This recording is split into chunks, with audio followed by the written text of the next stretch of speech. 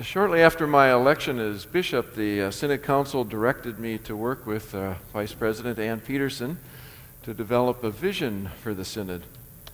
And after much conversation with the Synod Council, the Synod staff, and other ELCA bishops, the consultant, Reverend Mike Ward from GSB, was brought on board to lead this visioning process for us.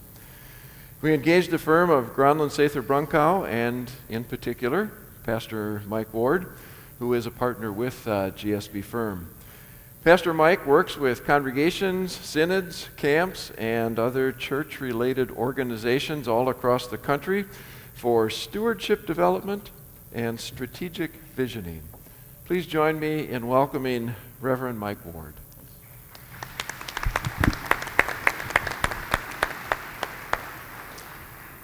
Thanks. It's wonderful to be with you today. I do encourage you, in the big envelope that you received this morning, there's a couple pages that can help guide our conversation a little bit. If you tune me out, you can read the executive summary that's on the Southeast Minnesota letterhead dated April 27th. There's also a handout. One side is Welcome to the Sacred Valley. The other side has my company's logo on it. And I believe the color is goldenrod, but I've been wrong on colors before. There's a goldenrod sheet that, in case you want to join us in some of these special initiatives, you can fill out later. If we can start the PowerPoint, it would be great. The title of our initiative for the feasibility study came out of the strategic vision that we created first, Abundant Grace, Abundant Bread.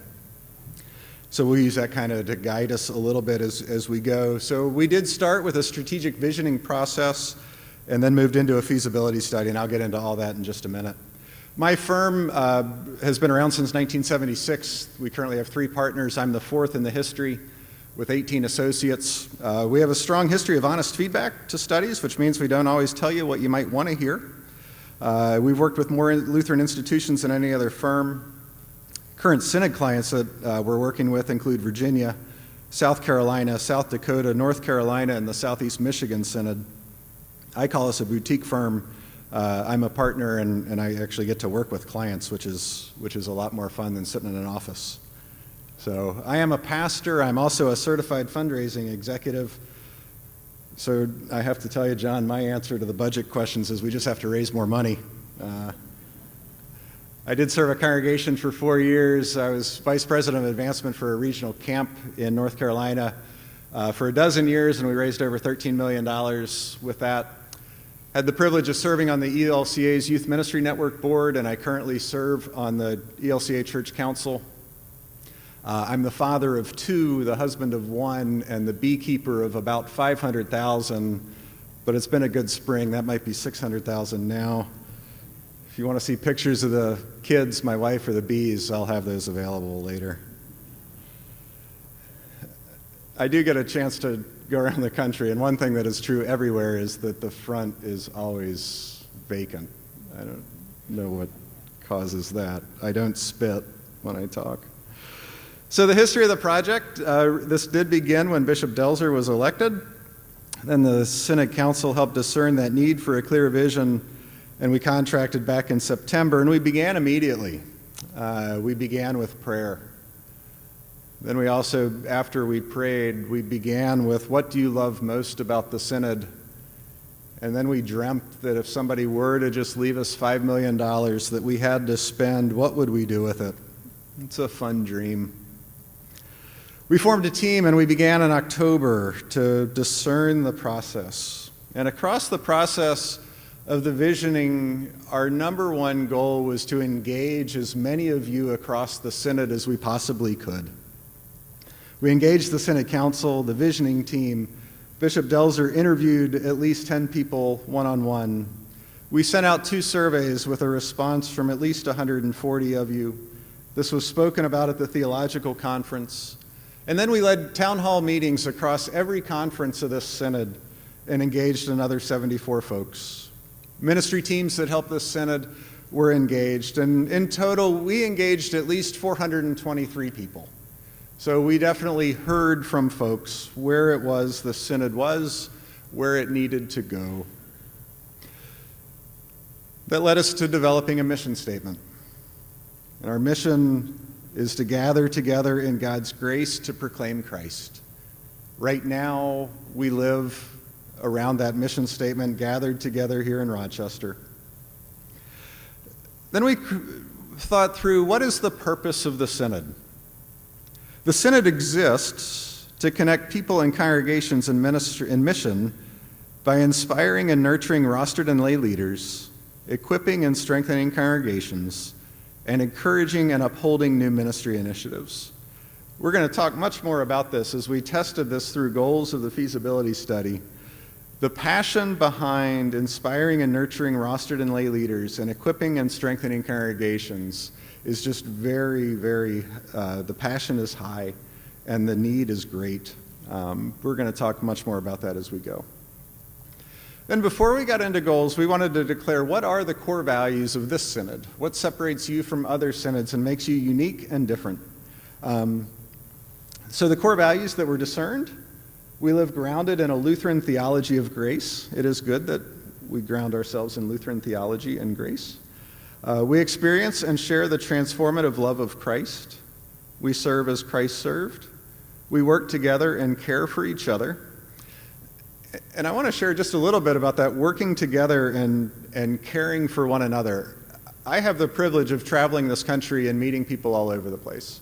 And I truly feel that present here and among you, that you do love each other, you do care for each other, and there's a strong desire to walk together. So I commend you for that. Maybe you don't take time often enough to reflect on that and think about it.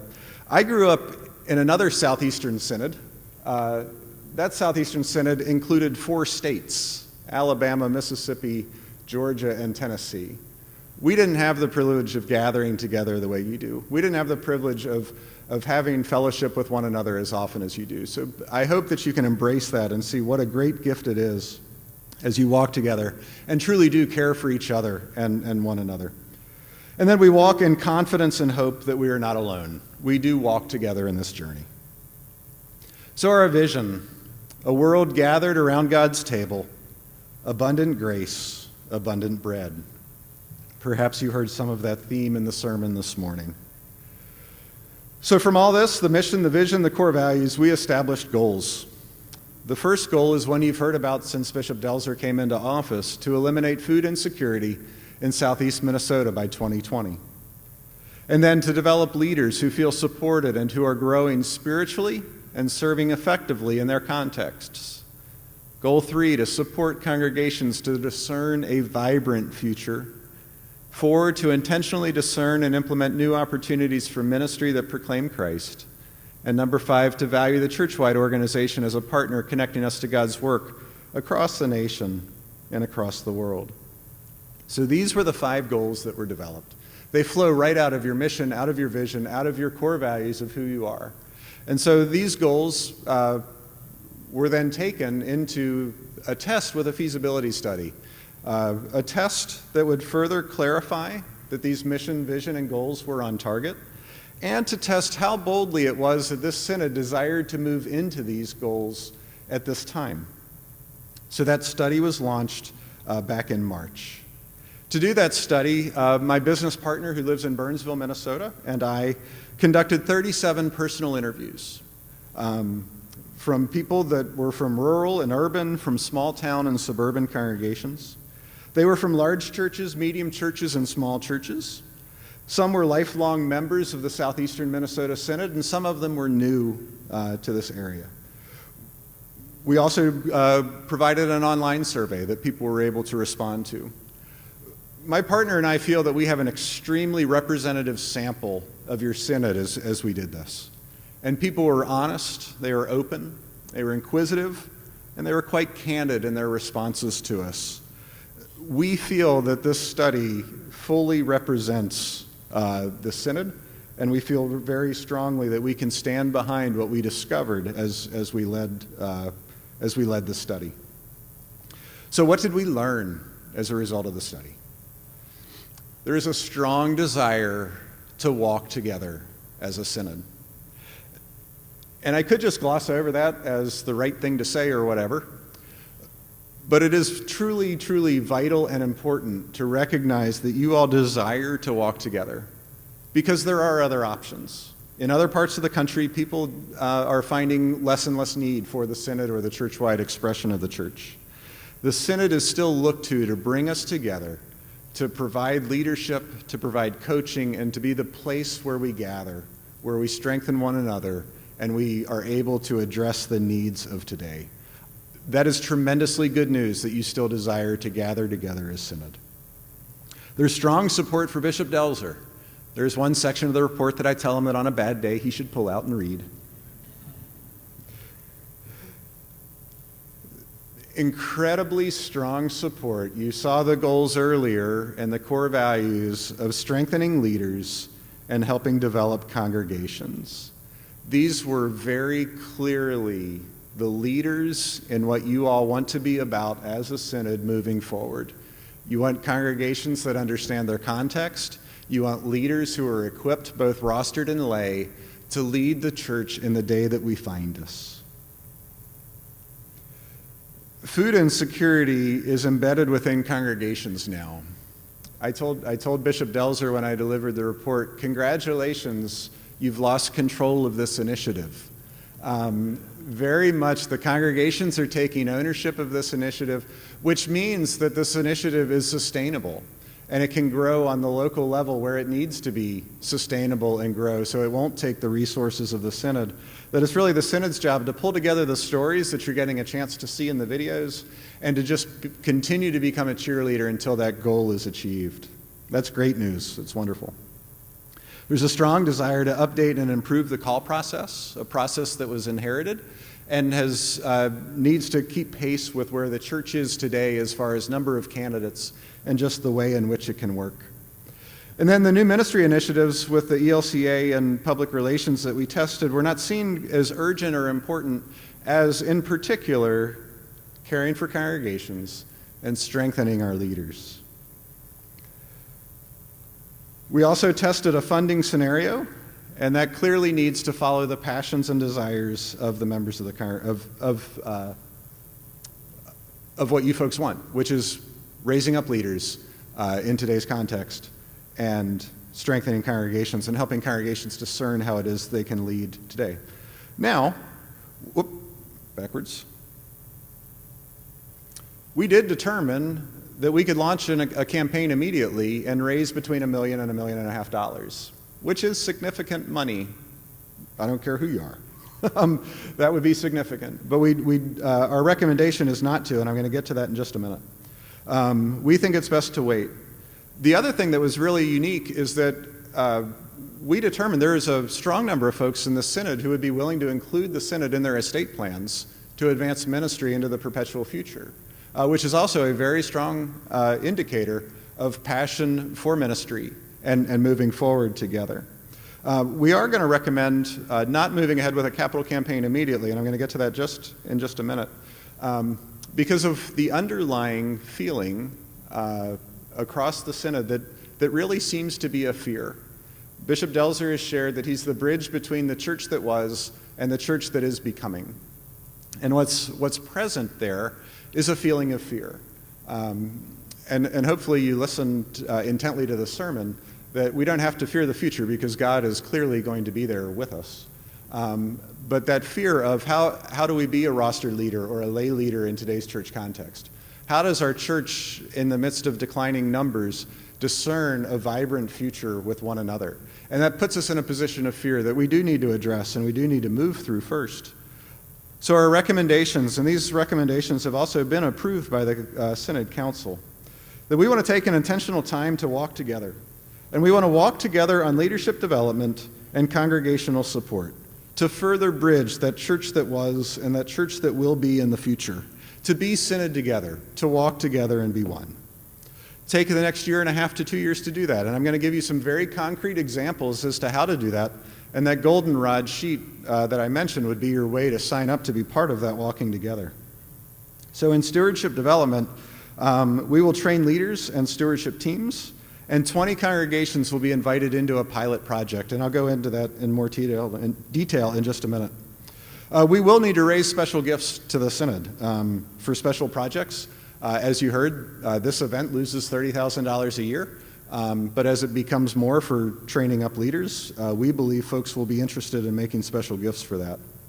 We also have 20 congregations that can be invited in to a piloting effort with the group Living Every Day as Disciples for a visioning effort to understand their context and become the leaders needed in that, further walking together. And then further, we need to lay a little bit more groundwork for the campaign, to develop leaders, to develop volunteers, to develop folks that would want to be donors. So the Visioning Pilot with Lead. And by the way, both the Visioning Pilot with Lead, which is Living Every Day as Disciples, and the Stewardship for All Seasons opportunity will be further developed and explained with questions during a workshop session tomorrow right over here. Neil Christians will be with us tomorrow from LEAD, Living Every Day as Disciples, which will be a synod and congregational partnership. There will be a fee involved in that, but a partnership where the synod will provide part of the partnership and congregations will invest some of the money as well.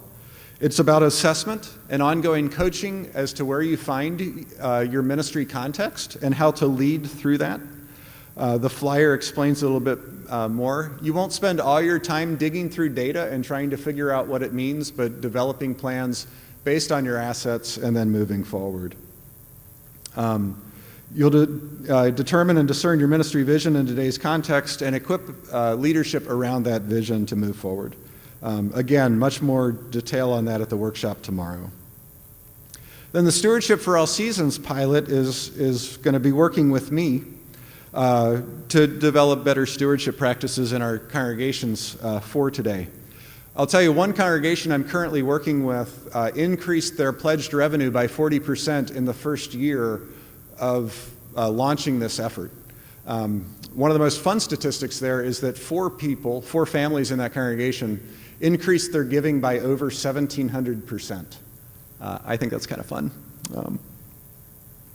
So we're going to invite 6 to 10 congregations this fall to be part of this pilot, where we will guide and coach through the process of leading your fall appeals.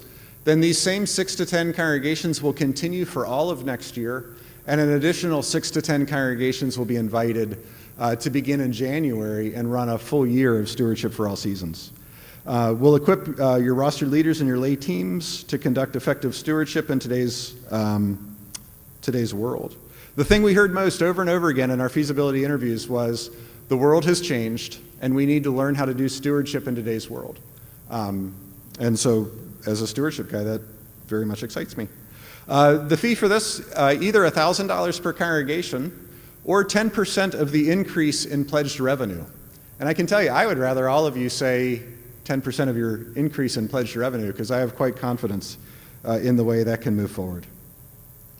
So we'll have an initial training, additional follow-up meetings at least every other month, and with the group this fall, it will be every month for a while, as well as check-ins. We'll teach you how to tell your story. We will help you develop your materials and develop the process.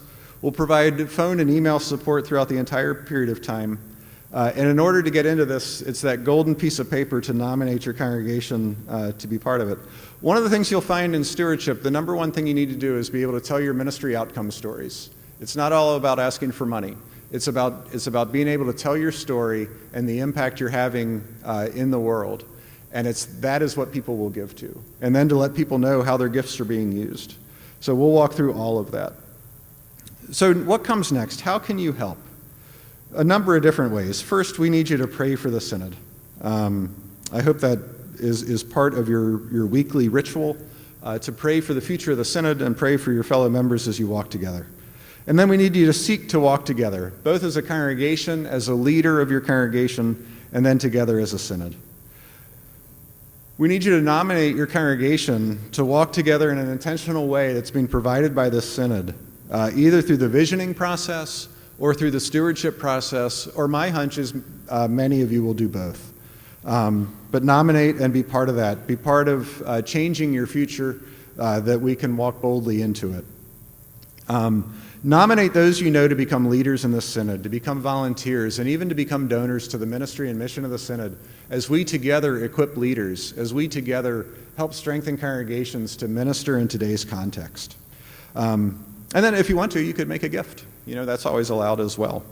I couldn't leave the stage without asking you to at least contribute. So tomorrow morning there'll be a couple of workshops where we'll walk through the visioning process a little bit more, give you an opportunity to ask questions that may come up.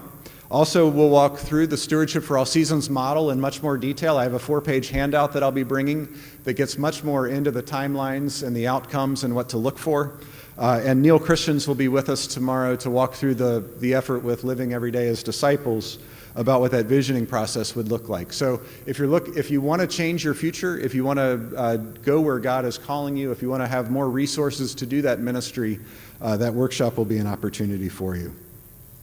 So back to the purpose of the Synod, to connect people and congregations in ministry by inspiring and nurturing rostered and lay leaders, by equipping and strengthening congregations, by encouraging and upholding new ministry initiatives. And it's great that you look to the Southeastern Minnesota Synod to do that. And we need not fear the future, because God is going ahead of us and God will be there as we walk together. And it's delightful that we still want to walk together to make God's church as strong as it can be. So thanks for your time. I look forward to visiting over lunch, over dinner, through workshops tomorrow, and sharing any more stories about the process that was engaged.